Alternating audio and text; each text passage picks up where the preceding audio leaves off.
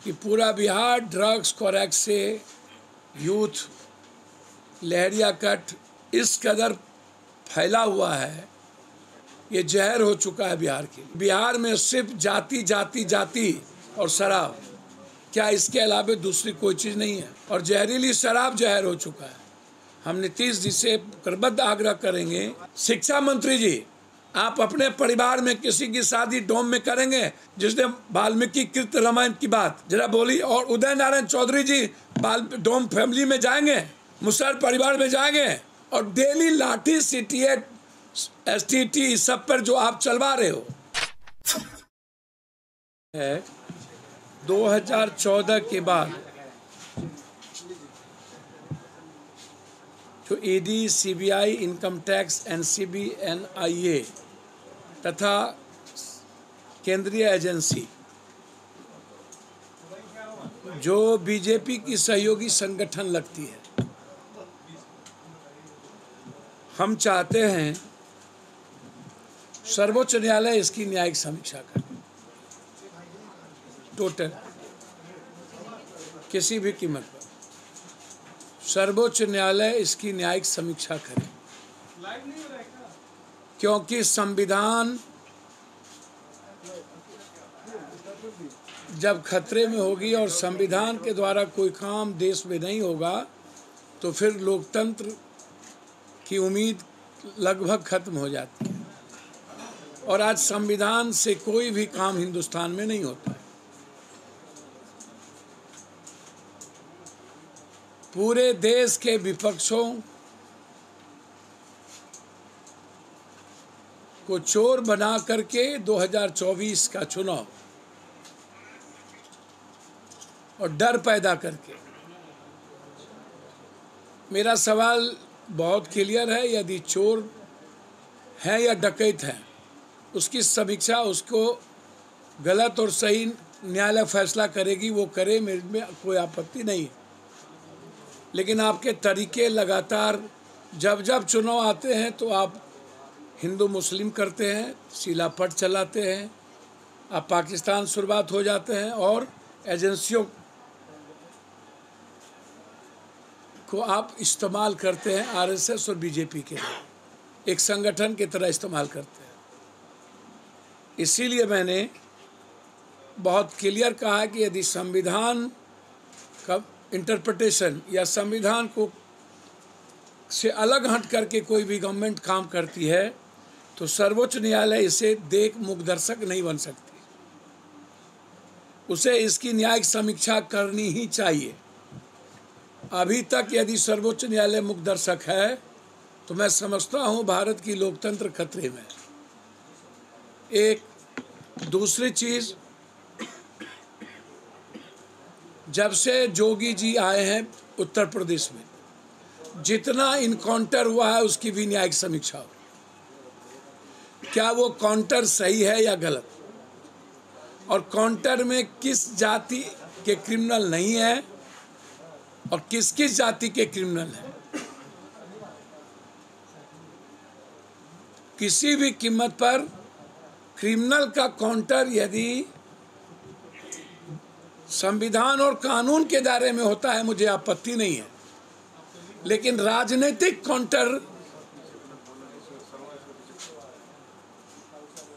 और वोट की राजनीति का काउंटर जो संविधान के साथ नहीं चलती हो उसकी भी न्यायिक समीक्षा आवश्यक है। अंतिम तीसरी चीज, सीमांचल को लगातार सियासत का अखाड़ा बनाया जा रहा है, लगातार। फिर अमित शाह जी जा रहे हैं, नीतीश जी और वो गए, अब हमारे 4 साल के बाद ओबीसी जी जा रहे हैं।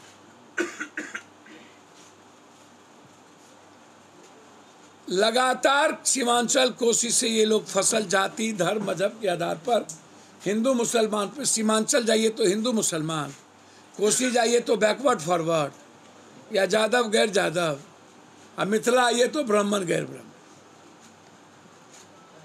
लगातार चुनावी साल आते ही सीमांचल को नफरत, उस सौदा ये लोग इस्तेमाल, सेंटिमेंटल इस्तेमाल, भावनात्मक एक्सप्लॉयटेशन, यदि कोशिश सीमांचल से इतना ही लगा होता तो आप सीमांचल कोसी को भूल क्यों जाते हैं? विकास हर मापदंड पे, ह्यूमन डेवलपमेंट इंडेक्स पर हमारा सीमांचल और कोसी बिहार में सबसे पीछे, इंडिया में सबसे पीछे बिहार, बिहार में सबसे पीछे ह्यूमन इंडेक्स पे सीमांचल। न बाढ़ से मुक्ति, न कोई फैक्ट्री, सबसे ज़्यादा दुनिया का मजदूर पलायन कोसी सीमांचल, सबसे ज़्यादा बीमारी कोसी सीमांचल, सबसे ज़्यादा गंदा पानी आर्सेनिक आयरन कोसी सीमांचल, सबसे ज़्यादा गरीबी कोसी सीमांचल, सबसे ज़्यादा निरक्षरता कोसी सीमांचल। तो बीजेपी से लेके सब लोग आप चुनाव के बाद कहाँ होते हैं? इसीलिए मेरा संकल्प है कि सीमांचल अब सियासी सौदागर का चारागाह नहीं बनेगा। सीमांचल और कोसी अपनी तकदीर खुद लिखेगा। अब सौदा, हमारी माँ का सौदा, हमारी मिट्टी का सौदा कोई नहीं कर सकता, और वहाँ नफरत फैलाने की इजाज़त किसी को नहीं दी जा सकती। 4 साल तक इतनी बड़ी बड़ी घटनाएं घटती है, एक बार भी कोई वहाँ जाने का काम नहीं करता।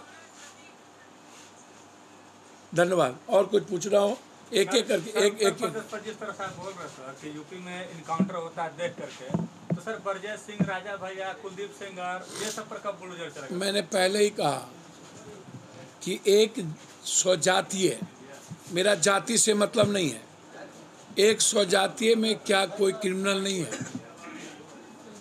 इसीलिए मैं न्यायिक समीक्षा चाहता हूँ। सर्वोच्च न्यायालय चंद्रचूड़ जी से आग्रह करूँगा, जब से जोगी जी आए हैं तब से उनके इनकाउंटर की पूरी न्यायिक समीक्षा की जाए। सवाल ये है कि आज बिहार विधानसभा का बजट सत्र चल रहा है, मद्य निषेध विभाग का आज बजट है, क्या कहेंगे? शराबबंदी पे समीक्षा होनी चाहिए? सर, मैं बहुत क्लियर हूँ इस मामले में कि पूरा बिहार ड्रग्स क्रैक से, यूथ, लहरिया कट और बलात्कार इस कदर फैला हुआ है, ये जहर हो चुका है बिहार के लिए, और जहरीली शराब जहर हो चुका है। हम नीतीश जी से प्रबद्ध आग्रह करेंगे कि बिहार में सिर्फ जाति जाति जाति और शराब, क्या इसके अलावा दूसरी कोई चीज़ नहीं है? जहरीली शराब को आप बंद कैसे करेंगे? ये सबसे बड़ा सवाल है, शराब से पहले। तो आज सबसे बड़ी समीक्षा ड्रग्स पे, आप गुटखा पर भी कई चीज़ पर बैन किए थे, सब ओपन चल रहा है, तो उस पर चर्चा क्यों नहीं होती? हमेशा शराब पर चर्चा क्यों होती? और मेरा मानना है कि सर्वदलीय और एक पब्लिक ओपिनियन लिया जाए कि शराब में वो क्या कह रहे हैं। सवाल मानस पर बोल रहे हैं, राम मांझी ने भी कहा है कि राम और रावण की तुलना की है, रावण को ज्यादा सही बताया जीतन राम मांझी ने। देखिए, मैं एक बात आपको बता दूं और बहुत क्लियर है, रामायण लिखने वाला कौन है? वाल्मीकि के बारे में रामायण ऑथर हैं वाल्मीकि।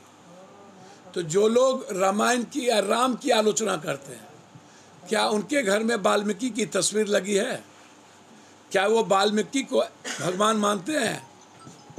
क्या संत रविदास की तस्वीर इन लोगों के घर में लगी है, जो शिक्षा मंत्री या जो भी लोग हैं?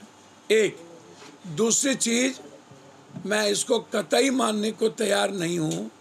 मेरा मानना साफ है कि आज जो रावण है, चर्चा उस पर होनी चाहिए, और आज रावण है नेता, मंत्री, एमपी, एमएलए, पदाधिकारी। हम मांझी साहब से आग्रह करेंगे कि अतीत जो असत्य है वो चला गया, प्रेजेंट में हमारे लिए इकोनॉमिकल फ्रीडम की बात है, आर्थिक आज़ादी। 40,000 रुपया महीना हमको कैसे मिलेगा? हमें रोज़गार की, नौकरी की जो बात आई थी वह कैसे मिलेगा? हम पूछना चाहेंगे शिक्षा मंत्री जी से कि मात्र बिहार में 1% ही 14 करोड़ का 1% 8 लाख से भी कम बच्चे मात्र हायर एजुकेशन में जाते हैं। इस पे चर्चा क्यों नहीं होती? और हायर एजुकेशन करने के बाद मात्र 22 से 23% लोगों को ही नौकरी और रोजगार मिलता है, रेस्ट खाली रहते हैं। तो चर्चा यहाँ होनी चाहिए, चर्चा होनी चाहिए कि आज सबसे बड़ा जनता के जेब का पैसा कौन लूट रहा है, कौन नफरत पैदा कर रहा है, कौन जाति के आधार पर काला कपड़ा गरीबी के आधार पर छूत अछूत कर रहा है, वो है रावण। आज चर्चा होनी चाहिए। क्या मांझी साहब आप अपने बच्चों की शादी डोम में करेंगे? आप अपने बच्चों की शादी क्या पासवान बुशहर में करेंगे? और क्या शिक्षा मंत्री जी आप अपने परिवार में किसी की शादी डोम में करेंगे जो रामायण को, जिसने वाल्मीकि कृत रामायण की बात करेंगे? जरा बोली। और उदय नारायण चौधरी जी डोम फैमिली में जाएंगे, मुसहर परिवार में जाएंगे? ये मुद्दा ही नहीं है। मुद्दा है कि भारत में बिहार की इकोनॉमिकल स्थिति क्या है और भारत क्या है, हमारा एजुकेशन की स्थिति क्या है। और डेली लाठी सीटीएट एसटीटी सब पर जो आप चलवा रहे हो, मुखिया जी ने सही कहा कल जो प्रदर्शन किया, मैं तायद करता हूं मुखिया जी के प्रदर्शन को। मनरेगा के नियम को कानून के साथ एक सही समीक्षा के साथ पंचायत को उसका जिम्मेदारी देनी चाहिए।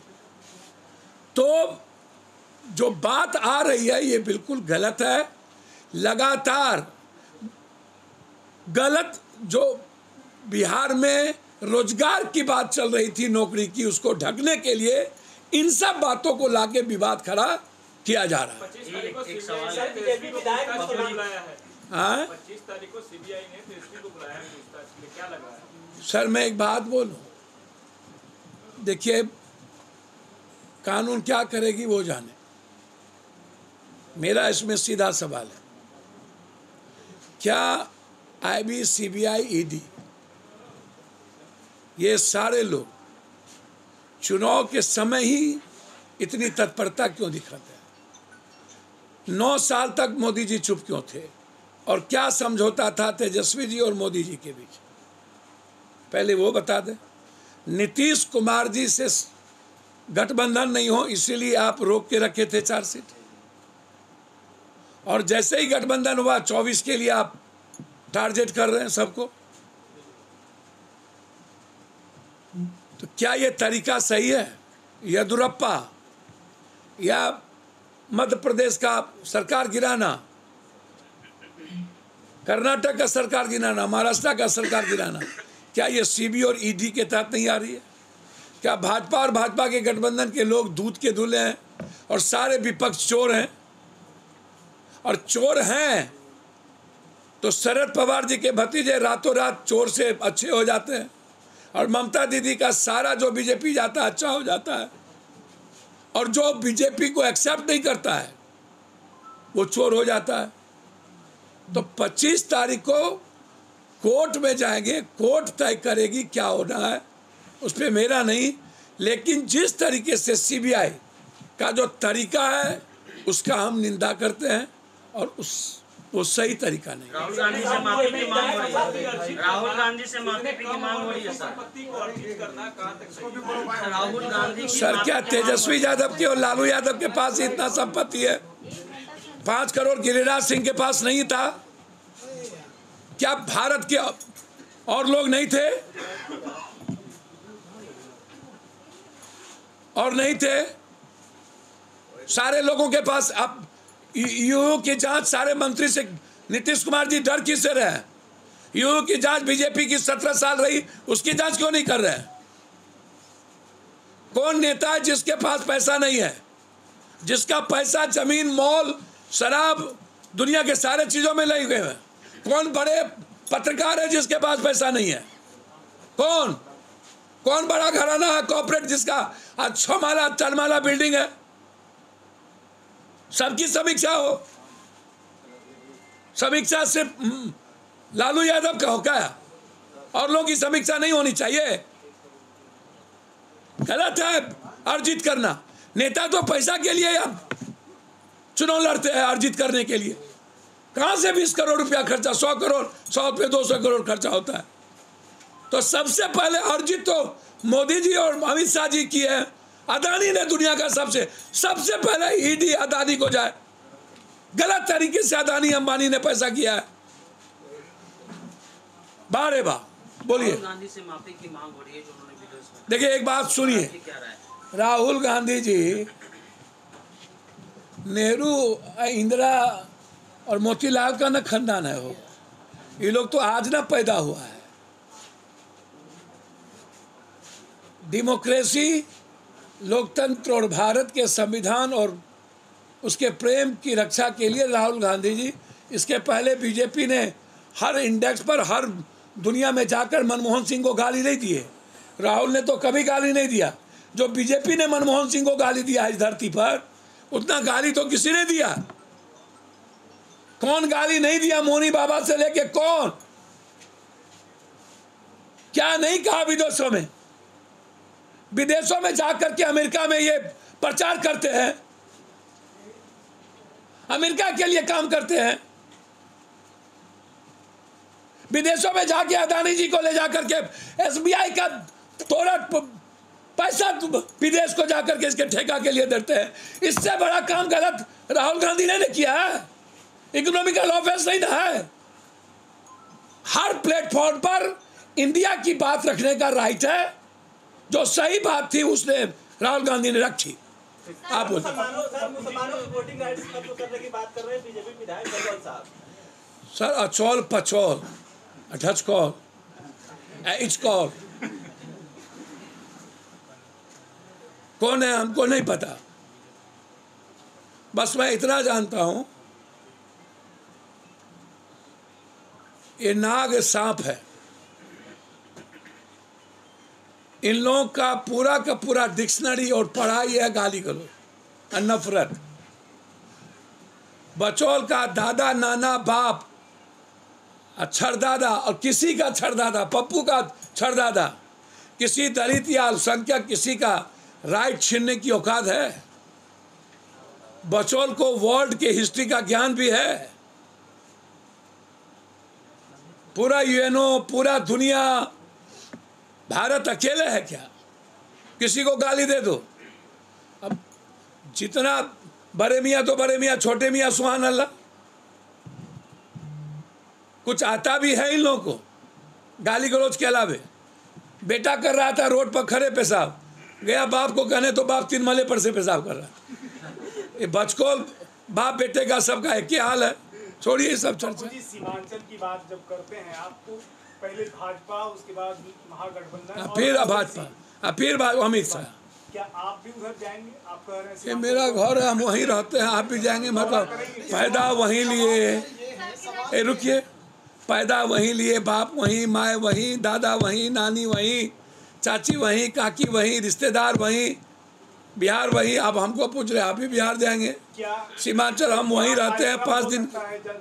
जन अधिकार पार्टी का मैं तो वहीं हूँ ही, हमारा एमपी, हम वहीं से एमएलए, वहीं से मेरी बीवी, वहीं से माँ, वहीं से लड़ी, मेरे सारे रिश्तेदार एमएलए वहीं से रहे। मतलब आप भी जाएंगे क्या? मतलब ये कौन क्वेश्चन हो गया? ये सवाल है कि आपने कहा कि हम तो दिल्ली एजुकेशन यूनिवर्सिटी का भी हुआ। सर पप्पू जी, वो जमीन ही मेरी है, तो हम जाएंगे कहाँ? नहीं, आपने कहा कि वहाँ नफरत नहीं फैलाने देंगे। हाँ। तो बीजेपी मुसलमानों का कोई यहाँ सवाल उठाता नहीं है। 3 तलाक पर असुद्दीन ओवैसी ही बोलते हैं, कांग्रेस चुप हो जाती है, आरजेडी चुप हो जाती है। तो आखिर मुसलमान ओवैसी को वोट क्यों ना दें? आप थोड़ा पहले इलाज अपना कराइए थोड़ा सा। 3 तलाक पर जो रंजीत रंजन बोल चुके हैं ना, सूर्य निशा ओवैसी का दादा नहीं बोलेगा, अब कोई मुसलमान नहीं बोलेगा, समझे? और एनआरसी में जितनी सभा पप्पू यादव देश में किया है, उतनी सभा हिंदुस्तान दुनिया में कोई करने की हिम्मत नहीं कर सकता। ओबीसी 7 सीट अपने इलाके में लड़ता है और आज तक दुनिया में सब पर ईडी गया, सीबीआई गया, ओबीसी पर काहे नहीं जाता है? काहे नहीं जाता ओबीसी पर? सबको ईडी तंग करता है। जो सबसे ज्यादा गाली देता है मोदी को, उसको उस पर ईडी क्यों नहीं जाता है? 3 तलाक पे बोले, पूरा सदन हम लोग 3 तलाक पर बोले हैं, पूरा सदन। अब आरजेडी क्यों नहीं बोलती है? और हम अरविंद केजरीवाल तो उनसे ना पूछेंगे, उसका प्रवक्ता हम ही है। इन लोगों को लगता है कि मुसलमान जहियन कहाँ। हम राजनीतिक नहीं ना, हमारा तो सीमांचल घर है और माँ और मौसी के तरह है। हिंदू माँ है तो मियाँ मेरे लिए मौसी है, माँ और मौसी है।